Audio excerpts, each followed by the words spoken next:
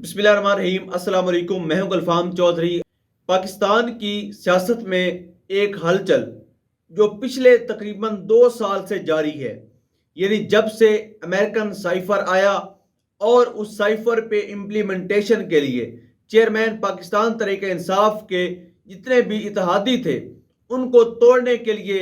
تمام تر سیاسی جماعتیں اور نامعلوم قوتیں جو ہیں وہ میدان میں اتریں اور انہوں نے یہ کوشش کی کہ جلد از جلد اس حکم پر عمل درآمد کیا جائے اور چیئرمین پاکستان تحریک انصاف کو وزارت عظمیٰ سے ہٹایا جائے۔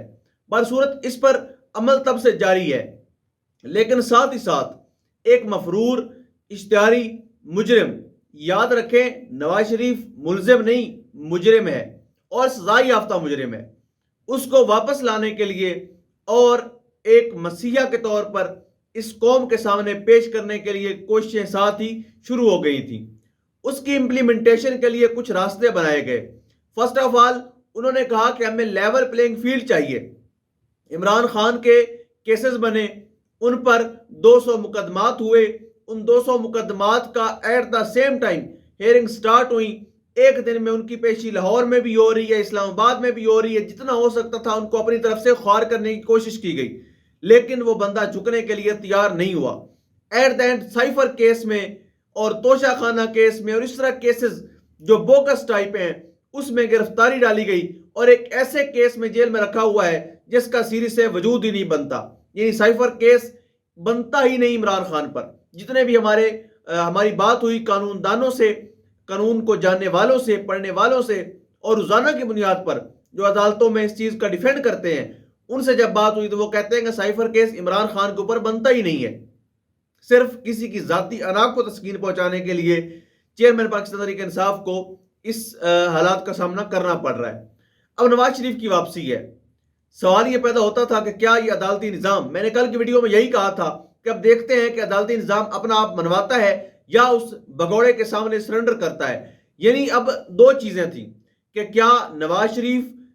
جوڈیشل سسٹم کے آگے سرنڈر کرتا ہے یا اس ملک کا جوڈیشل سسٹم نواز شریف کے آگے سرنڈر کرتا ہے۔ تو پاکستانیوں کو مبارک ہو کہ پاکستان کے نظام نے جو پہلے بھی تقریباً 2 سال سے ننگا ناچ رہا ہے اور سب کے سامنے برہنہ حالت میں آ چکا ہے،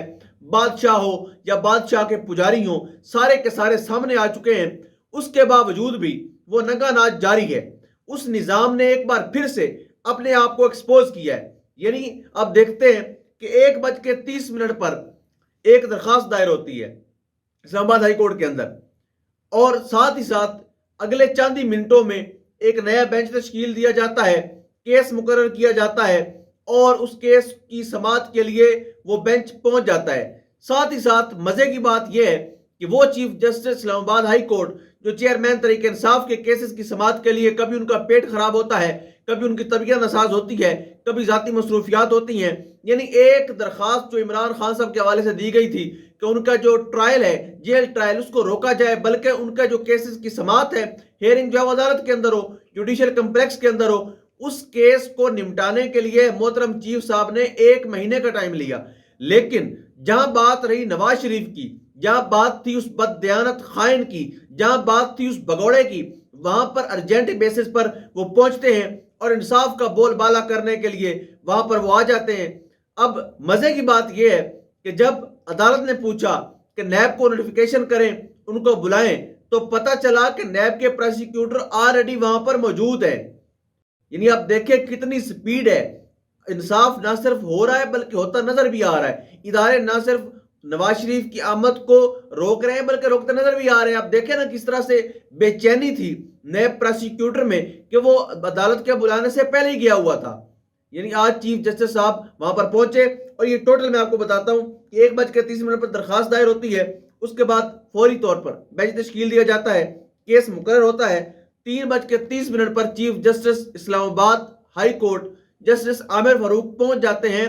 اس کرپٹ پولیٹیکل سسٹم کے انوکھے لاڈلے کے تحفظ کے لیے، اس کو حفاظتی ضمانت دینے کے لیے، فیصلہ سنانے کے لیے پہنچتے ہیں۔ لیکن میاں حسن اورنگزیب جو کہ جج ہیں، انہوں نے نیب پروسیکیوٹر سے پوچھا کہ کیا آپ کو عدالت کی طرف سے لیٹر جاری ہوا ہے؟ انہوں نے کہا نہیں وصول ہوا۔ اب دیکھیں کہ نوٹس وصول نہیں ہوا، لیکن اس سے پہلے ہی وہ وہاں پر آ کر بیان دے رہے ہیں کہ اگر کوئی عدالت آنا چاہتا ہے تو ہمیں اس پر کوئی اعتراض نہیں ہے۔ اعتراض کیسے نہیں ہوگا؟ یعنی آپ دیکھیں کہ یہ نظام جس کا سہولت کار ہوتا ہے اس کو سہولت دینے کے لیے کتنی تیز رفتاری سے جو ہے وہ انصاف کا بول بالا کرتا ہے، اور جس کو ذلیل و خوار کرنا ہوتا ہے اس کے اوپر 200 مقدمات بھی ہوتے ہیں، بلکہ ان کے کیسز کو مسلسل جو ہے نا وہ زیر التوا رکھا جاتا ہے، مسلسل تاخیری حربے اپنائے جاتے ہیں اور مسلسل ذلیل و خوار کیا جاتا ہے۔ یعنی آپ دیکھیں کہ ایک نواز شریف کو بچانے کے لیے اس وقت پاکستان کا پولیٹیکل سسٹم بری طرح سے ایکسپوز ہو چکا، جوڈیشل سسٹم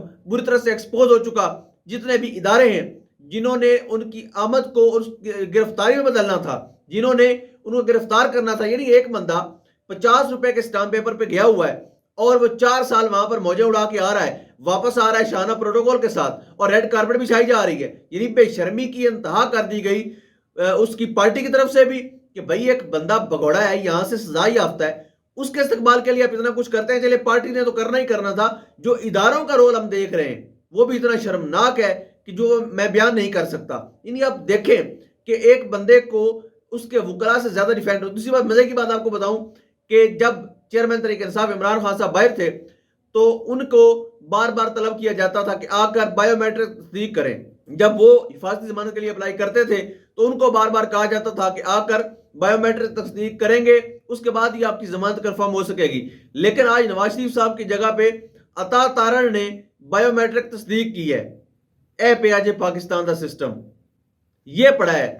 اتنا ننگا سسٹم ہو گیا ہے جس کی کوئی حد نہیں ہے۔ یعنی آپ دیکھیں گے کہ عمران خان کو گرانے کے لیے اس سسٹم نے اپنے آپ کو کتنا ایکسپوز کر لیا ہے، شاید ان کو بھی ابھی سمجھ نہیں آ رہا۔ عزت ختم ہو چکی، ذلت بڑھتی جا رہی ہے، نفرت بڑھتی جا رہی ہے، بے یقینی بڑھتی جا رہی ہے، اور ساتھ ہی ساتھ آپ دیکھیں کہ کس طرح سے کتنی فاسٹ، کتنی برق رفتاری سے میاں صاحب کو واپس لانے کی تیاریاں سے نہ صرف ہو رہی ہیں بلکہ ان کے استقبال کی تیاریاں، ان کو اداروں کی طرف سے جو تحفظ ملنا ہے، جو ادارے ان کو جو ہے حفاظت دیتے نظر آتے ہیں، جو ادارے ان کے سامنے سرنڈر کرتے نظر آتے ہیں، یہ انتہائی شرمناک ہے۔ ساتھ ہی ساتھ ایک خبر شامل کرتے ہیں کہ نون لیگی رہنما حنیف عباسی جو ایفی ڈرین کیس میں، یعنی وہ ڈرگز کیس میں سزا یافتہ تھے، اور انہوں نے جیسے سزا سنائی گئی کچھ عرصے بعد انہوں نے حفاظتی ضمانت لی، اور ساتھ ہی خبر شامل کرتے ہیں حنیف عباسی صاحب کو بھی بری کر دیا گیا ہے ڈرگز کیس میں۔ یعنی آپ دیکھ لیں کہ جب عدالتی جھکاؤ ہوتا ہے ایک پارٹی کی طرف تو وہاں پر کوئی بھی کیس آ جائے، 16 ارب منی لانڈرنگ کے ملزموں کو وزیر اعظم بنا دیا جاتا ہے، فرد جرم عائد ہونی ہوتی ہے لیکن وہ وزیر اعظم بن جاتے ہیں۔ ان کے بیٹے کو جو اس کیس میں ملوث تھا، بے شمار کیس چل رہے تھے نیب کے اندر، ساتھ ساتھ دیکھتے دیکھتے پنجاب کے وزیر اعلیٰ بنا دیا جاتا ہے۔ ایک شخص جو دوائی لینے گیا تھا اس کے واپس آنے پر ایسا شاہانہ پروٹوکول ہوتا ہے کہ اس کو جناب ریڈ کارپٹ بھی بچھا دیا جاتا ہے اور جوڈیشل سسٹم کو بھی ایکٹیو کر دیا جاتا ہے، اداروں کو بھی سہولت کار بنا دیا جاتا ہے۔ تو اس پاکستانی نظام نے، جوڈیشل سسٹم نے اور اداروں نے اپنے آپ کو اتنا ننگا کر لیا ہے کہ شاید اب عوام ان پر بھروسہ کرنے کو تیار نہیں ہے۔ ساتھ ہی ساتھ عمران خان صاحب کیسز کے حوالے سے ان کی رفتار دیکھیں اور میاں صاحب کو واپس لانے میں ان کی رفتار دیکھیں۔ بہرحال اللہ پاک وطن عزیز کا حامی و ناصر ہو۔ پاکستان زندہ باد۔